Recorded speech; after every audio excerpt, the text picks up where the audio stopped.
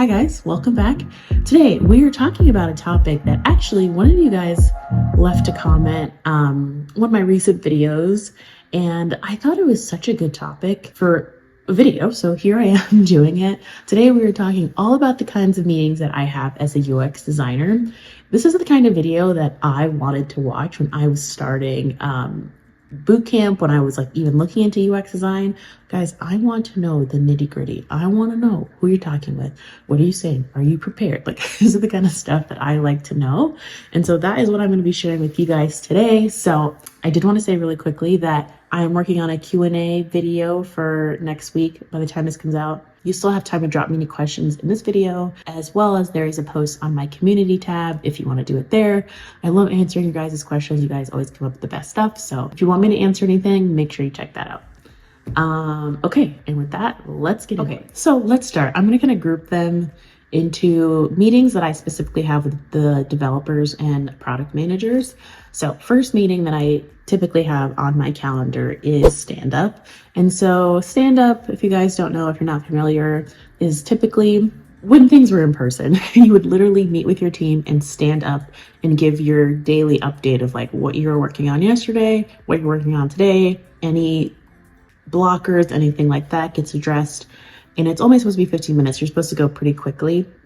So I do mine virtually because we're all pretty much remote. So the questions that I get asked are, Stephanie, what's your update? And it's usually, I'm working on this wireframe for this story that we have coming up. And then I'm also going to be working on some, I'm also going to be, working with our user researcher to prep the script for user testing.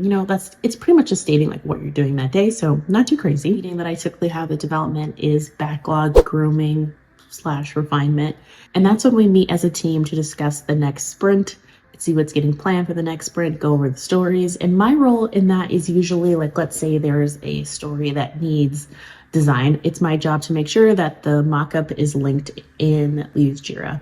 The mockup is linked in the Jira ticket. And so that link takes you to Figma and it's got like whatever it is that I'm working on. So like, let's say the story is about showing a table of information. And you click on the link, it's going to take you to Figma. It's going to show you the table that I created. Make sure the story and the AC matches up. AC acceptance criteria matches up with the mockup. Boom, there you go. So that's kind of what happens in grooming, and that is my role typically in grooming.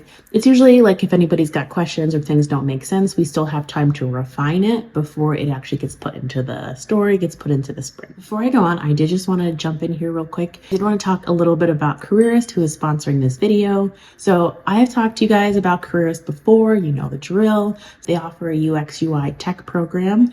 And the reason that I feel prepared for these meetings, guys, is because I went through a boot camp that taught me certain skills, what to know, what to prepare for. And so that is why I think something like Careerist would be a really great resource for you guys. A really good breakdown of what to expect in this course. So you start off, you attend your classes, you have an internship, they have job prep, they help you with the job search, and then boom, you're hired. Don't know if it'll be that easy for everybody, but they do such a great job of outlining their process. Have a really great breakdown of the different modules, as well as how long they expect it's going to take you. This program caters to all kinds of people, whether you have a tech background, you know nothing about tech and coding, you know a little bit about design. This program can still really work for your benefit. I've said before, I don't think it's ever too late to get into UX design. Like if that's what you want to do, there are such good tools and resources on Careerist that can enable you to do that. It's just a list of like where some of their graduates have been hired. And if this is a space that you want to be in, I really recommend it.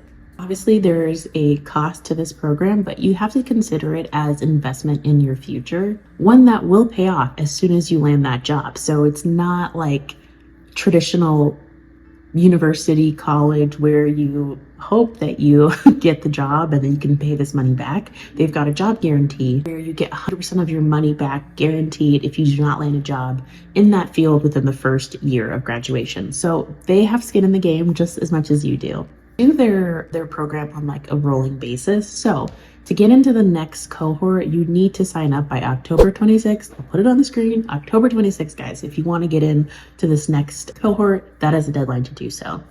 In my description box down below, there will be a link, and that link will take you to their website, and you can use the promo code Stephanie to get 10% off any of their programs, guys. So I highly recommend them. Check them out, and thank you to Careerist for sponsoring this part of the video. Another meeting type I have is a deep work session, and these are the ones that I think our CPO was talking about a book called Deep Work. I'll put it somewhere on the screen. A pretty much short synopsis, really a statement. It's really about focusing on one task for a determined period of time and only focusing on that. So you're like deeply thinking about this one task and completing it. So I have deep work sessions with my product manager, and he and I just like use that time to go over whatever it is that's going on in our team. So if I need him to look at some wireframes, if I'm just kind of pitching ideas back and forth, or if he needs me to look at a process flow, we work on problem statements, we look at pain points for upcoming projects. Like that's pretty much like a working session. Really so much like questions being asked of me. It's more like, hey, this is what I'm working on, let's talk about it. And it's definitely way more informal than some of my other meetings. I have for both my design team, as well as development, is retrospectives, technically is the term. And so pretty much I'll get together as designers and we talk about the past month and like what went well, what didn't go so well, what we were trying to learn, what we want to do better for next time, like these kinds of things. And so on the design side, there's not really questions being asked of me. So I am invited to the developer ones, and I don't really have much to add because it's like I have my own retro time, and it's like I don't want to, I don't know. I just don't feel like I have that much to add to development. So it's like I'm more of a fly on the wall. That's typically how that meeting goes. My other recurring meeting is design critique. So that is when we all once a week get together as designers, and it just depends if you have something to share. You show something if you need feedback on it. So later this week, I'm going to be showing just kind of a wireframe flow that I'm still working on, and just to get their feedback on if this makes sense. Do I have things in the right place?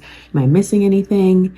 Would you do this the same way? Is this intuitive? Like ease of use? These are the kinds of questions that I'm asking in the meetings to hopefully get the responses back. My design critiques are so easy. So they're light. We all get along really well, so it's never a problem. But just in case you're in an environment where that's not the case, you want to make sure that you are presenting your work. You're not presenting yourself. You are not being critiqued. The work is being critiqued. So just try to keep that in mind, to not take anything personally, because as designers, we got to separate ourselves from the work. Okay, so like I mentioned before, don't forget to check out Careerist. The link down in my description box will take you to the website where you can use the promo code Stephanie, and you'll get 10% off any of the programs. So don't forget to check them out. So this video, I talked a lot about the types of meetings that I have as a UX designer. But if you want to see more of a deep dive into my day, check out this video here where I give you a day in the life view as a designer, and I'll see you guys over there.